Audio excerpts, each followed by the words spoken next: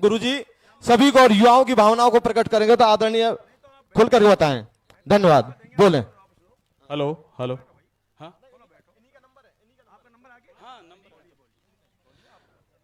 Hello, सभी को इस जोधा की पावन धरा पर मेरा नमस्कार है। मैं सर्वप्रथम गंगा साहब मीणा जी हैं, उनका कल वीडियो देखा था। उन्होंने वीडियो में कहा था कि मैं उस समाज से संबंधित हूं जिस समाज में गेहूं की रोटी तब बनती थी जब कोई रिश्तेदार आता था। मैं उस समाज से बिलोंग करता हूं जिस समाज में हमें फल खाने को तब मिलते थे जब कोई रिश्तेदार फल लेके आता था। तो इस बात को आप मानते हो क्या? है हम इसी से? चलो ठीक है। अगला मेरा पॉइंट आता है कि मैं राजनीति की बात नहीं करूंगा, लेकिन राजनीति हमारे बच्चों का भविष्य तय कर रही है। मैं फिर दोहरान करूंगा, मैं राजनीति की बात नहीं करूंगा, लेकिन राजनीति हमारे बच्चों का भविष्य तय कर रही है। हमारे बच्चों को जो सरकारी नौकरी मिलती थी, आज वो निजीकरण में 20,000 की तनख्वाह मिल रही है और वो नौकरी भी नहीं मिल रही है। और मीणा समाज के बच्चे आज शादी की डेट उनकी एक्सपायर हो रही है और हर गांव में रंडवा रहबा की नौबत आ रही है और समाज की या की तरफ कतई ध्यान कौन। पटेलो क्षमा चाहता हूं कछु गलत किया हो तो। अगला पॉइंट मेरा ये रहेगा कि पैदल यात्रा में डीजे चलेगो बंद होएगो। बंद है क्या? जब तो ठीक है, फिर आगे बढ़ता हूं मैं। अगला पॉइंट मेरा है पाखंड, महिलाएं और त्योहार। इसमें मैं ये कहना चाहता हूं कि आगामी पिछले 20 साल पहले, 25 साल पहले करवा चौथ को कोई नहीं जानता था। हमारे लोग जॉब लगे बाहर गए, करवा चौथ शुरू करवा दी और उस करवा चौथ ने आज ऐसा रूप धारण कर लिया कि बाजार 10 दिन पहले सज जाते हैं। टीवियों पे आता है कि इस बार लगेगा ऐसा महाभियोग, पति यदि ऐसा गिफ्ट करेगा पत्नी को तो उसको मिलेगा प्यार। टीवी हो या फोन हो, सब जगह करवा चौथ ही करवा चौथ। और हर करवा चौथ पे 10-20 हजार का खर्चा नौकर लोग कर ही देते हैं और इससे वो परेशान भी है। लेकिन देखा देखी मत एक भयंकर ओढ़ लगी कि यह समस्या सु समाधान पावा के लिए मौके तो लग को रही हो, बाकी आप खुद सुधार करेंगे। हमारा डोगरा डोगरी करवा चौथ को जाना ही कोना 70-70, 80-80 साल जीगा और ये जत एक नई व्रत कर रही है, इनका पति हार्ट अटैक सु पहला ही मरवा लगा, विधवा रहवा लगी।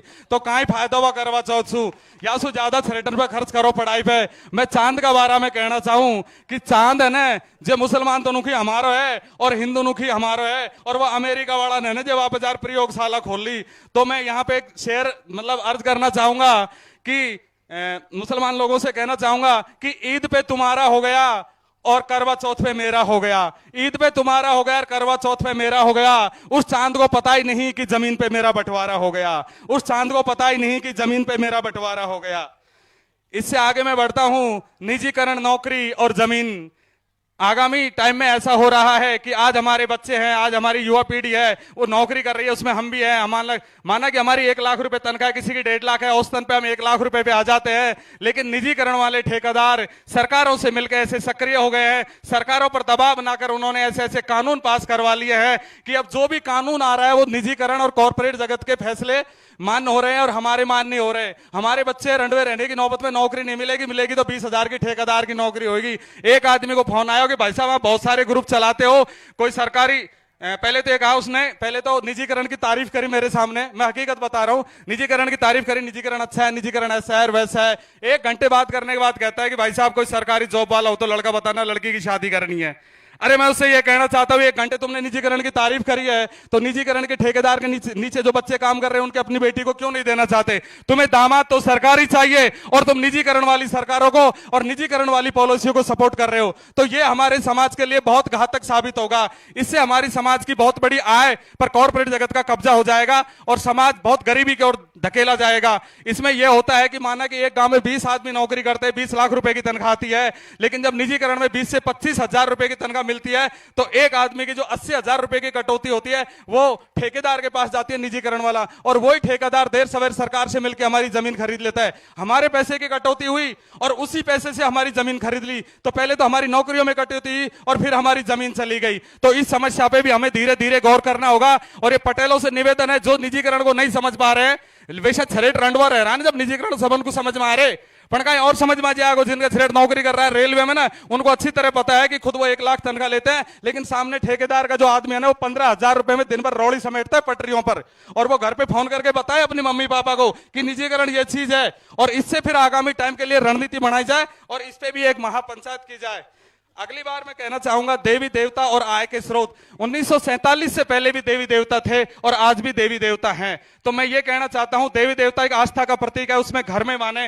देवी देवताओं को और आस्था को ज्यादा मानने से आपकी इनकम नहीं बढ़ सकती। आपकी इनकम तो आपकी खेती बाड़ी से और जो आपकी नौकरियां हैं उनसे ही बढ़ेगी, और उन पे यदि कोई कॉर्पोरेट जगत कब्जा कर रहा है तो आपकी आय बहुत ज्यादा घट जाएगी। आज आपका बच्चा सरकारी नौकरी करता है तो 2.5 लाख रुपए 1 लाख रुपए तनख्वाह 50 लाख रुपए का वो लोन ले लेता है और डायरेक्ट 2 मंजिल की 3 मंजिल की कोठी खड़ी कर देता है। सामने पार्किंग भी बनवाएगा, कार भी उसमें खड़ी करेगा और एसी भी लगवाएगा। लेकिन आने वाली पीढ़ी जब ठेकेदार की नौकरी करेगी तो क्या उसको एक मोटरसाइकिल के लिए भी लोन मिलेगा? है उसको मोटरसाइकिल के लिए भी लोन मिलेगा क्या? तो फिर हम कहां जा रहे हैं? हम दिन रात क्रूतियों पे बात कर रहे हैं, वो ठीक है, लेकिन हल्का सा हमको इस और भी है ना जो पॉइंट नोट करना चाहिए। और दूसरी बात कहना चाहता हूं, हमारी बहन बेटियां और नचनियां, हमारी बहन बेटी बड़ी हो जाती है, बचपन में क्या करते हैं हम उनको व्रत करना सिखा देते हैं। मेरा मेन पॉइंट यहां है कि हमने अपनी बेटियों को भगत सिंह के बारे में नहीं बताया, अंबेडकर के बारे में नहीं बताया, बिरसा फुले के बारे में नहीं बताया कि हमारे महापुरुष कैसे थे। हम अपनी बेटियों को व्रत करना सिखा देते हैं। और आज जो नौकर है ना जो 3-3 लाख की तनख्वाह ले अपनी छोरी को है ना जो छोटी छोटी इनको नचावा लगा और उनको वहीं से नचनियां पैदा कर दी। अरे उनको बिरसा मुंडे पढ़ाओ ना, भगत सिंह पढ़ाओ, हिंदू कोड बिल पढ़ाओ कि महिलाओं को किसने अधिकार दिए। यदि हमारी बेटियों को पहले हमने कन्यादान से पहले संविधान पढ़ना सिखा दिया, उनको हमने बिरसा मुंडा और फूले पढ़ना सिखा दिया, अम्बेडकर पढ़ना सिखा दिया, तो हमारी बेटी नचनिया नेमन का एक बहुत बड़ी समाज सुधार बनेंगी। ये मैं वादा कर रहा हूं आपसे। लेकिन इस बात की पहल आपको करनी होगी, नहीं तो आप इतना उस लेवल पे जाके सुधार नहीं कर सकता। बचपन से नाचते हुए 15 साल हो जाते हैं, उसके बाद सुधारना चाहते हो, फिर कोई नहीं सुधरेगा। आप बचपन से ही सुधारने की कोशिश करें। अगला पॉइंट मेरा है समाज के नेता और पाखंड। अभी मैंने विजय बैसला जो बीजेपी के थे उनका मैंने एक वक्तव्य सुना था, पार्टी विशेष का नाम नहीं ले रहा हूं मैं, तो उन्होंने ये कहा था कि समाज को ये पाखंड बंद कर देना चाहिए। लेकिन मेरे समाज का कोई भी नेता इस बात को नहीं कहता कि हमें पाखंड को बंद कर देना चाहिए। मेरे समाज के तो कथा भागवत वगैरह करवाते हैं, चलते हुए भंडारे में 10 किलो घी का पीपा देकर ना शाम के टाइम लुगाई को पार्षद का ख्वाब दिखेगी, आप तो चुनाव लड़ाना करे, आज फलाना भंडारा में मैं 10 किलो घी का पीपा दिया है। अरे ये बात तो गलत है ना। तुम समाज सुधारो तो ढंग से सुधारो। दूसरी बात मेरी है डीजे पे आज के जो युवा कह रहे हैं ना, अरे मैं उनसे कहना चाहता हूं जब निजीकरण हो रहा था, जब निजीकरण के ठेकेदार सरकार पे प्रेशर बना रहे हो और तुम यहां समाज पे डीजे का प्रेशर बना रहे हो, यार उधर प्रेशर क्यों नहीं बनाते? तुम्हारी नौकरी लगेगी और तुम्हारी समाज में आय बढ़ेगी। तुमने डीजे कर रखा है, वहां तुम्हारी नौकरियों पे कॉर्पोरेट जगत कब्जा कर रहा है, 20,000 की तनख्वाह मिलेगी, उसमें तुम्हारे बच्चों के पेट नहीं भरेंगे क्या? डीजे बना से तुम्हारे बच्चों के पेट भर जाएंगे? तो ये पॉइंट नोटिस है, बार बार डीजे पे बात ना करें, अपने जॉब पे ध्यान दे और आने वाली रणनीति पे ध्यान दे कि वो सरकार तुम्हें गुलाम बनाना चाह रही है, तुम्हारे जल जंगल जमीन खरीदना चाह रही है, तुम्हारी नौकरी छीनना चाह रही है। किसी का पॉइंट नहीं जाता वहां पे। और घर वाला सुखी कहीं करा नौकरी को लेकर ब्याह करा तो करता नहीं, रंडवा मरांगा। अरे मरेंगा रंडवा तुम, तुम्हारा ध्यान ही डीजे पे है। अगला बात मेरा यह है कि एक आदमी का चेन्नई से फोन आया था, उसने कहा था कि लाइव को बंद करो। 1 मिनट का समय लेना चाहता हूं, लाइव को बंद करो। लाइव को बंद मैं इसलिए नहीं कहना चाहता लाइव को बंद करना, क्योंकि हमारे अधिकतर लोग साउथ इंडिया से लेकर नॉर्थ इंडिया चारों तरफ नौकरी कर रहे हैं और इस पंचायत को वहां से देख रहे हैं और वहीं से अपने घर वालों से बात कर रहे हैं कि भाया छोरी की सगाई हो गई आपने, अब ये पंचायत का आधार पर फैसला कर लीजिए कि यहाँ पर किसान आपड़ो मतलब मेंटेनेंस करांगा बारात को। तो यदि वो लाइव यहां से देख रहा है तो वो सब चीजों को अपने घर वालों से बात कर रहा है ना। हर आदमी तो पंचायत में नहीं आ सकता, इसलिए अभी फिलहाल में आगामी 6 महीने तक कोई भी पंचायत हो तो उसका लाइव बंद नहीं किया जाए, यह मैं कहना चाह रहा हूं। अगला 2 मिनट और रुक जाओ सर। अगला पॉइंट है 26 जनवरी। आज आजादी के 75 साल बाद भी हम लोग 26 जनवरी का मैं तो नहीं समझ सके कि 26 जनवरी के दिन ही हमारे हिताधिकार लागू हुए थे।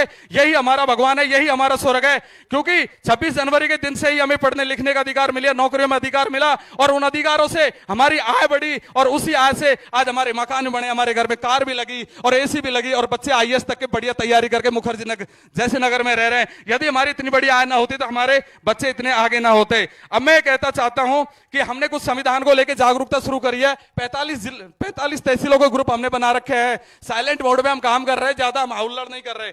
इस मामले में कुछ शुरुआत हमने किया है कि कन्यादान से पहले संविधान। अपनी बेटियों को कन्यादान से पहले आप संविधान पढ़ाओ, बिरसा मुंडे पढ़ाओ, फूले पढ़ाओ। इसलिए यही शुरुआत यहीं से करो और यहीं से इस चीज का प्रण लो कि हम अपनी बेटियों को कैमरे के सामने नचाकर नहीं, उनको आप शिक्षा का ज्ञान देंगे और संविधान का ज्ञान देंगे। हिंदू कोड बिल जिससे उनको सारे अधिकार मिले थे वो समझाइए। बहुत शॉर्ट में कह रहा हूं। अगला मेरा पॉइंट है हर संविधान घर घर संविधान। इस पॉइंट के माध्यम से हमारी कोशिश रहेगी कि हम अपने जनप्रतिनिधि को, अपने पटेल को, अपनी पंचायतों में सब जगह संविधान की बुक देंगे और इस जात परमेश्वरी गंगा को जिम्मेदारी देंगे, क्योंकि हम तो बाहर रहते हैं, गांव में ये रहते हैं कि ये संभाले और संविधान की जानकारी लेके अपने गांव में लागू करवाएं और संविधान के प्रति सब लोगों को जागरूक करें। दूसरी बात मैं कहूंगा, जन्मदिन एक कुरीति के रूप में पनप रही है, लेकिन हम उसको सकारात्मक रूप में यदि देख सकते हैं तो अपने बर्थडे पर आप केक मत कटवाइए। अभी कटकड़ में कहीं एक पंचायत हुई थी, सो मीणा समाज का बीजेपी का था शायद, उसने अपने जन्मदिन पे सब लोगों को बुलाया लेकिन केक नहीं काटा और समाज को एक अच्छा संदेश दिया।